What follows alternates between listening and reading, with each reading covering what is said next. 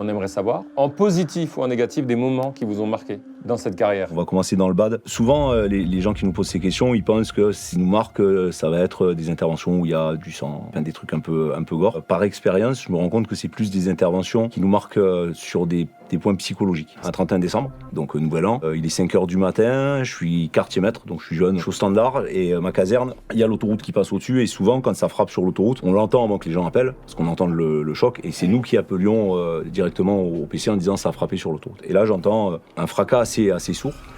Et ils me font partir avec le fourgon. Donc déjà, la première vision que j'ai quand j'arrive, c'est que je reconnais pas la voiture.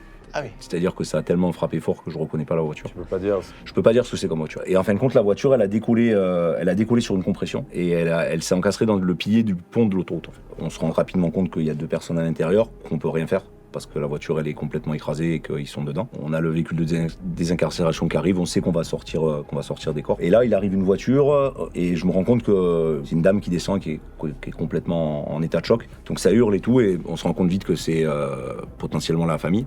En l'occurrence la maman, prise en charge de la maman, et les copains ils travaillent. Moi je suis toujours au cul de mon camion en fin de compte, donc j'ai une vision un peu décorrélée de l'intervention. Et à un moment, je vois sur le trottoir, sur le bord là, je vois un type qui est assis. Donc je le regarde une première fois, je dis tiens, qu'est-ce qu'il fait là? Ce monsieur qui était assis, à un moment donc je m'inquiète quand même de qui est cette personne, donc je vais le voir. Il me regarde et la chose qui m'est restée en fin de compte c'est le vide total dans ses yeux. Il me regarde comme ça, il me dit pourquoi je leur ai prêté la voiture.